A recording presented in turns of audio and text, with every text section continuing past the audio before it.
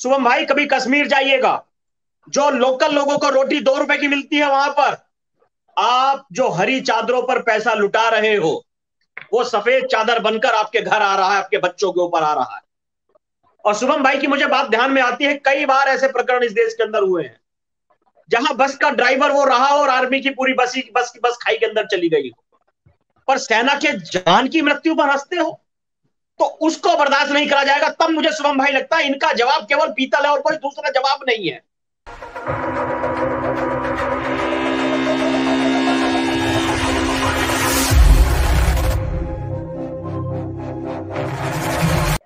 यदि ईश्वर अल्लाह एक मानते हो, आपकी दोनों एक है, भगवान राम और रहीम को आप एक बताते हो, तो हमें मक्का में जाने की अनुमति क्यों नहीं मिलती? हमें क्यों नहीं मक्केश्वर महादेव को पूजने की अनुमति दी जाती? जब एक ही है तो भाई नाम अलग रख लो, हम उन्हें मक्केश्वर महादेव बोलते हो, आप उन्हें कुछ और बोलते हो, तो हमें क्यों नहीं? शुभम भाई, इजराइल का एक पत्रकार बेचारा केवल वहां की प्रशंसा करने के लिए चला गया, तो पूरी दुनिया में हाहाकार मच गया कि गैर मुस्लिम कैसे पहुंच गया मक्का के अंदर, क्यों नहीं जा सकता भाई? आप तो ये कहते हैं कि हर कोई एक है और नाम अलग अलग है सारी दुनिया को, तो आप ये दिखाने की कोशिश करते हैं कि अल्लाह तो एक ही है, वही अल्लाह है, वही ईश्वर है। हम पूरे विश्व को अपना घर मानते हैं, सभी को अपना भाई बहन मानते हैं, जितने भी पूरे विश्व भर के लोग रहते हैं, पर वहां ऐसा नहीं है। वहां जितने गैर मुस्लिम वो सारे काफिर हैं और वाजिबुल कत्ल हैं। उनकी बहन बेटियों को लूटो, उनके घरों को लूटो, उनके बहन बेटियों से बलात्कार करो, वो सारी चीजें उनकी किताबों में स्पष्ट रूप से लिखी हुई हैं। केदारनाथ में जो लोग जाते हैं या और भी धार्मिक स्थलों में, अमरनाथ में जो लोग जाते हैं, उनकी आस्था देखिए क्या है।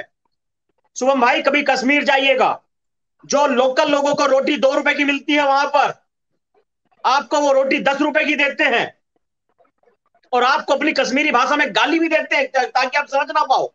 हमारे खुद के अनुभव हैं, जिनको आप कह रहे हो गरीब घोड़े वाला है या फलाना वाला है, क्योंकि वो लोग जानते हैं, वो इसलिए आपके साथ है क्योंकि वो लोग जानते हैं अमरनाथ श्राइन बोर्ड की यात्रा से उनका साल भर का खर्चा चलता है। आप जो हरी चादरों पर पैसा लुटा रहे हो, वो सफेद चादर बनकर आपके घर आ रहा है, आपके बच्चों के ऊपर आ रहा है। बार बार मैं कहता हूं, चाहे एक रिक्शा चलाने वाला विशेष समुदाय का व्यक्ति क्यों ना हो, भीख मांगने वाला क्यों ना हो, फकीर ही क्यों ना हो, उनमें वो भी शामिल है जो घोड़ों को आप घोड़ों पर बैठा के आपको वैष्णो देवी की यात्राएं करा रहे हैं। उनमें वो लोग भी शामिल हैं जो और कुछ बहुत सारी चीजें आप लोगों के साथ मिलकर कर रहे हैं। और शुभम भाई की मुझे बात ध्यान में आती है, कई बार ऐसे प्रकरण इस देश के अंदर हुए हैं जहां बस का ड्राइवर वो रहा और आर्मी की पूरी बस खाई के अंदर चली गई हो। 150 करोड़ के लगभग की आबादी है। कभी किसी विशेष समुदाय के व्यक्ति को ब्लड डोनेशन कैंप लगाते देखा हो? कोई एक बता दे, कोई एक व्यक्ति बता दे, कोई ऑर्गन डोनेट करते देखा हो? अपने व्यक्ति के लिए नहीं, सामाजिक, जैसे हम लोग सामाजिक करते हैं। आई डोनेट करते देखा हो, जैसे हम लोग कैंप करके अपने ऑर्गन्स, अपनी आईज अभी से हम लोगों ने डोनेट कर रखी है, हमने कह रखा चलो ले जाइएगा। बिपिन रावत जी, मैक्सिमम लोग सोशल मीडिया पर उनकी मृत्यु पर हंस रहे थे, एक समुदाय के लोग। हाँ। अरे मैं मानता हूं, आप मोदी जी पर हंसो, कोई फर्क नहीं पड़ता। आप किसी राजनीतिक दल के किसी व्यक्ति पर हंसो, कोई फर्क नहीं पड़ता, पर सेना के जवान की मृत्यु पर हंसते हो। वो सेना का जवान जो इस देश की सुरक्षा के लिए बलिदान हो गया, जो इस देश की सुरक्षा के लिए चला गया, उस सेना के बलिदान पे हंसते हो, तो उसको बर्दाश्त नहीं करा जाएगा। तब मुझे शुभम भाई लगता है इनका जवाब केवल पीतल है और कोई दूसरा जवाब नहीं है। इनका हल केवल और केवल पीतल और कोई नहीं। जो सेना की जवान की मृत्यु पर मुस्कुराए, सेना की जवान की मृत्यु पर हंसे, तो सेना को उसका जवाब वही देना होगा जो आपकी एक वीडियो वायरल, उसमें आपने कहा था कि पत्थरबाजों का क्या इलाज है। आपने कहा गोली।